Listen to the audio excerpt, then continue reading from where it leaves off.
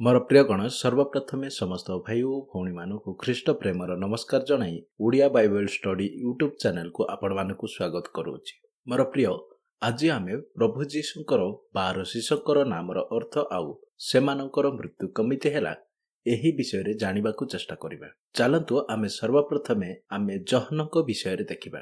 जहन नामर अर्थ होछि परमेश्वरंकर दयालु बा अनुग्रहकारी। जहन प्रभु जीशुंकर अति प्रिय चेला थिले जहाको प्रभु जीशु अधिक भल पाउथिले। मोर प्रिय गण प्रेरित मानक मध्यरु वृद्धा अवस्था मरिबा लोक जहन ही थिले। प्रभु जीशुंकर सुसमाचारर कारण जोगु ताहांकु रोम शासक द्वारा बंदी करागला आउ कलजियम को अणागला। कलजियम रोम सरकार रो गोटे स्टाडियम थिला जहाकु मनोरंजन पाई बना जाइथिला, जेउठी ताहांकु गरम तेलरे मध्य पका दिया गला, किंतु सेही तेलरे ताहांकु किछि भी हेला नाही। बरं सेही स्टाडियम रे बसिथिबा अनेक लोक प्रभु जीशुंकु स्वीकार कले आउ विश्वास मध्य कले। एहा परे रोम शासक द्वारा प्रेरित जहनकु पथमुस्तक नामक एक द्वीपकु पठेई दिया गला, जेउठी प्रभु जीशु जहनकु शेष समयर प्रकाश देले आउ सेथिरे रहिकी जहन प्रकाशित वाक्य को लेखिले। बहुत वृद्धा हेबा कारणरु ताहाकु सेही ठारु मुक्त करि दिया गला। एहा परे से इफुसेस को आसिले, जेउठी तांकु किछि समय परे तांकर प्राकृतिक मृत्यु हेला। एहा परे आमे सिमोनक विषय रे देखिबा जहाकु पितर भी कुहा जाउथिला। एहार नामर अर्थ होउची चट्टाण बा पत्थर। प्रभु जीशु जेतेबेले जगतरे थिले सेही समय रे पितर को नेकी प्रभु जीशु बहुत बड़ सुंदर विषय को कहिथिले। मु एही पत्थर उपरे मोहर मंडली निर्माण करी। आउ जेमिति प्रभु जीशु कहिथिले सेमिति जीशु स्वर्ग को गला परे पितर जेतेबेले प्रथम प्रचार करिथिले आउ ताहांकर प्रचार रे 3000 लोक प्रभु जीशु को ग्रहण भी करिथिले आउ बपतिस्म भी नेइथिले। एही घटना प्राय 64-68 ख्रीष्टाब्द मध्यरे थिला। पितरंको उल्टा क्रूस रे बोध करिवार निष्पत्ति पितर निजे ही कहिथिले, कारण से तांको प्रभु जीशु ख्रीष्टंको परि मरिबाकू चाहुनथिले, सेथिपाई तांको उल्टा टंगाइबा पाई कहिथिले। परंपरा अनुसार पितरंको भाटिकान पहाड़ रे क्रूस विध करा जायथिला एवं परे तांको निकटस्थ एक कबर स्थान रे कबर दिया जायथिला, जहा आज सेंट पितरंकर बासिलिका बोली कुहा जाए कि सम्राटनीर मसी लोक मानकु बहुत घृणा करुथिला।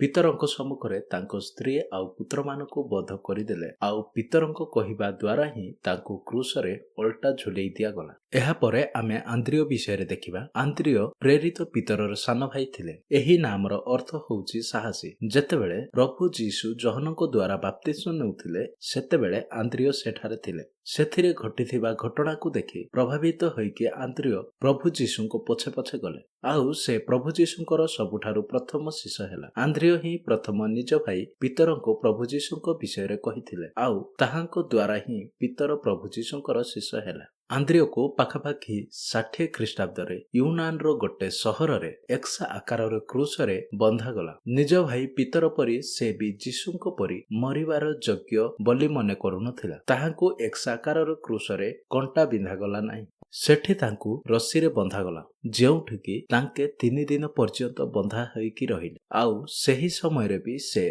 प्रभु जीशुंको विषय रे प्रचार करिबाकू छाडिले नाही आउ से क्रूस रे झुलिकी मध्य सेथिरे जिबा आसीबा करुथिबा लोकमानकु सुसमाचार सुनाउथिले आउ लोकमाने विरक्त होई ताहांकु पत्थर भी मारुथिले आउ अनेक लोकमाने जीशुंकु ग्रहण भी करिले। सेही एक्सा आकारर क्रूस रे झुलंता अवस्था रे 3 दिन परे ताहांकर मृत्यु हेला। एहा परे आमे जेबदींको पुत्र आउ जहनको भाई जाकुबंको विषय रे देखिबा। एहार नामर अनेक अर्थ अछि, जेमिति कि आकर्षणकारी, पछरे रहिबा वाला, एमिति अनेक ताहांकर मातांकर नाम थिला सलोमी, जे के प्रभु जीशुंकर मृत्यु परे सुगंधी द्रव्य आनिबा स्त्री मानक मध्यरु जणे थिला।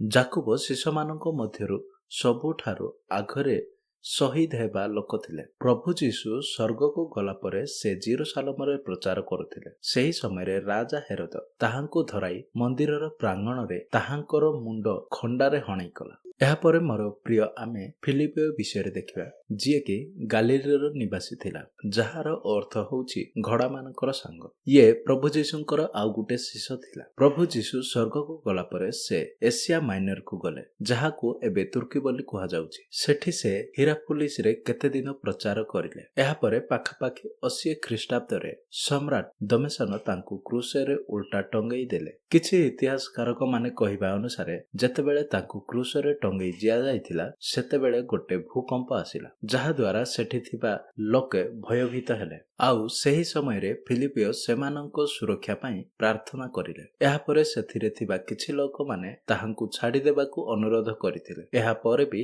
ତାହାଙ୍କୁ ଛଡ଼ାଗଲା ନାହିଁ, ଯାହା ଫଳରେ ତାହାଙ୍କର ମୃତ୍ୟୁ ହେଲା। ଏହାପରେ ଆମେ ମାଥିଉ ବିଷୟରେ ଦେଖିବା, ଯିଏକି କର ଆଦାୟକାରୀ ଥିଲା। ଏହାର ନାମର ଅର୍ଥ ହେଉଛି ପରମେଶ୍ୱରଙ୍କର ଦାନ। ମାଥିଉ ଏମିତି ଅନେକ ଦେଶରେ ପ୍ରଚାର କରିଥିଲେ, ଯେମିତିକି ମେସେଡୋନିଆ, ଇଥିଓପିଆ, ସିରିଆରେ ପ୍ରଚାର କରିଥିଲେ। ମାଥିଉର ମୃତ୍ୟୁର ବିଷୟ କିଛି ପରମ୍ପରାମାନେ କହିବା ଅନୁସାରେ ତାହାଙ୍କର ପ୍ରାକୃତିକ ମୃତ୍ୟୁ ହେଇଛି ବୋଲି କୁହାଯାଏ। କିଛି କୁହନ୍ତି ତାହାଙ୍କୁ ଇଥିଓପିଆରେ ଖଣ୍ଡାରେ ହାଣି ମାରି ଦିଆଗଲା ବୋଲି, କିନ୍ତୁ କିଛି ଲୋକ କୁହନ୍ତି ଇଥିଓପିଆରେ ଜଣେ ରାଜା ମୁଣ୍ଡରେ କଣ୍ଟା ବିନ୍ଧି ମାରିଦେଲେ ବୋଲି। ଏମିତି ପ୍ରକାରେ ମାଥିଉଙ୍କର ମୃତ୍ୟୁ ହୋଇଛି। ଏହାପରେ ଆମେ ବାର୍ଥୋଲୋମି ବିଷୟରେ ଦେଖିବା। ଏହାର ଅର୍ଥ ହେଉଛି ଥିଲମୟର ପୁତ୍ର, କାହିଁକି ନା ବାର୍ଥର ହିବ୍ରୁ ଭାଷାରେ ପୁତ୍ର, ଲମି ତାହାଙ୍କ ପିତାଙ୍କର ନାମ ଥିଲା। ବାର୍ଥୋଲୋମି ଭାରତ ସହିତ ଅନେକ ଦେଶରେ ପ୍ରଚାର କରିଲେ। ସେଥିପାଇଁ ମାଥିଉ ଲିଖିତ ସୁସମାଚାରରେ ହିବ୍ରୁ ଭାଷାରେ ଅନୁବାଦ ବି କରିଥିଲେ, ଯାହାକୁ ସେ ଭାରତକୁ ଆଣିଥିଲେ। ପରମ୍ପରା ଅନୁସାରେ ବାର୍ଥୋଲୋମିକୁ ବାରବୁସ ରାଜାଙ୍କ ସମୟରେ ଆର୍ମେନିଆରେ ପାଖାପାଖି 71 ଖ୍ରୀଷ୍ଟାବ୍ଦରେ ଚମଡ଼ା ଛଡ଼ାଇ କ୍ରୁସରେ ଟଙ୍ଗେଇ ଦିଆଗଲା। ପୁଣି ତାହାଙ୍କର ମୁଣ୍ଡରୁ ଗଣ୍ଡିକୁ ଅଲଗା କରିଦିଆଗଲା, ଆଉ ତାହାଙ୍କର ପୁତ୍ରକୁ ସମୁଦ୍ରରେ ଫିଙ୍ଗି ଦିଆଗଲା। ଏହାପରେ ଆମେ ଥମା ବିଷୟରେ ଦେଖିବା। ଏହାର ନାମର ଅର୍ଥ ହେଉଛି ଜାଣା। ଇଏ ସେହି ଚେଲା ଥିଲା ଯିଏକି କହିଥିଲେ ଯେ ପର୍ଯ୍ୟନ୍ତ ମୁଁ ପ୍ରଭୁ ଯୀଶୁଙ୍କୁ ସ୍ପର୍ଶ ନ କରିଛି, ସେ ପର୍ଯ୍ୟନ୍ତ ମୁଁ ବିଶ୍ୱାସ କରିବି ନାହିଁ ଯେ ଯୀଶୁ ବଞ୍ଚିଛନ୍ତି ବୋଲି। ଥମା ପ୍ରଥମେ ମଧ୍ୟ ପୂର୍ବ ଏସିଆରେ ପ୍ରଚାର କରିଲେ। ପୁଣି ସେ ପ୍ରଚାର କରୁ କରୁ ଭାରତକୁ ବି ଆସିଲେ। ପାଖାପାଖି 49 ଖ୍ରୀଷ୍ଟାବ୍ଦରେ କେରଳ ରାଜ୍ୟରେ ପହଞ୍ଚିଲେ, ଆଉ ସେ ସେଠି 7ଟି ମଣ୍ଡଳୀ ମଧ୍ୟ ସ୍ଥାପନ କଲେ। ଆଉ ସେ ଯେତେବେଳେ ମାଇଲାପୁରରେ ପାହାଡ଼ରେ ପ୍ରାର୍ଥନା କରୁଥିଲେ, ସେତେବେଳେ ତାହାଙ୍କୁ ବିରୋଧ କରୁଥିବା ଲୋକମାନେ ଭାଲାରେ ଭେଦିକି ତାହାଙ୍କୁ ମାରିଦେଲେ। ଏହି ପାହାଡ଼କୁ ବର୍ତ୍ତମାନ ସମୟରେ ଥମାସ ମାଉଣ୍ଟନ ନାମରେ ଜଣାଯାଉଛି। ଆଉ ତାହାଙ୍କର ଶିଷ୍ୟମାନେ ତାହାଙ୍କୁ ମାଇଲାପୁରର ଗୋଟିଏ ଜାଗାରେ ପୋତିଦେଲେ, ଯେଉଁଠି ବହୁତ ବଡ଼ ଚର୍ଚ୍ଚ ବି ବନେଇ ଦିଆଯାଇଛି। ଥମାକୁ ଭାରତର ପ୍ରେରିତ ବି କୁହାଯାଉଛି। ଏହାପରେ ଆମେ ଥଦିୟ ବିଷୟରେ ଦେଖିବା।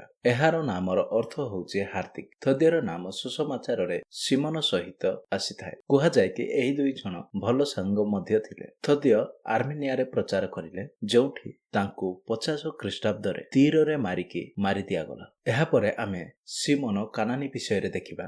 ଏହାର ନାମର ଅର୍ଥ ହେଉଛି ସେ ଶୁଣିଅଛି। ଯେତେବେଳେ ସିମୋନ କାନାନୀ ପ୍ରଭୁଙ୍କର ଶିଷ୍ୟ ହେଲେ, ସେତେବେଳେ ତାହାଙ୍କର ବୟସ ପ୍ରାୟ 40 ବର୍ଷ ଥିଲା।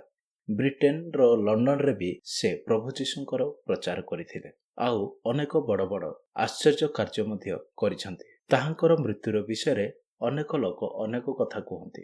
ଅନେକ ଲୋକ କୁହନ୍ତି ତାହାଙ୍କର ମୃତ୍ୟୁ ପ୍ରାକୃତିକ ମୃତ୍ୟୁ ହୋଇଛି ବୋଲି କୁହନ୍ତି, ଆଉ କିଛି କୁହନ୍ତି ତାହାଙ୍କ ଶରୀରକୁ 2 ଭାଗ କରିଦିଆଗଲା ବୋଲି। ଏହାପରେ ଆମେ ଯାକୁବ ବିଷୟରେ ଦେଖିବା। ଯଦି ଆମେ ଦେଖିବା, ଯାକୁବର ନାମ ବାଇବଲରେ କେବଳ 2 ଥର ହିଁ ଆସିଛି। ସମସ୍ତେ ମାନନ୍ତି ଯେ ପ୍ରଭୁ ଯୀଶୁ ସ୍ୱର୍ଗକୁ ଗଲା ପରେ ଯାକୁବ ଜେରୁସାଲମରେ ଯିହୁଦୀମାନଙ୍କ ମଧ୍ୟରେ ପ୍ରଚାର କରିଥିଲେ। ପୁଣି ସେ ସେଠାକାର ମଣ୍ଡଳୀର ପ୍ରଥମ ବିଶପ ମଧ୍ୟ ହେଲେ। ଯାକୁବ ଯେତେବେଳେ ଜେରୁସାଲମରେ ପ୍ରଚାର କରୁଥିଲା, ଆଉ ସେତେବେଳେ ଯିହୁଦୀମାନେ ପଥରରେ ମାରି ମାରି ତାହାଙ୍କୁ ମାରିଦେଲେ, ଆଉ ସେଠିକାର ମନ୍ଦିରର ପାଖରେ ହିଁ ତାହାଙ୍କୁ ସମାଧି ଦିଆଗଲା।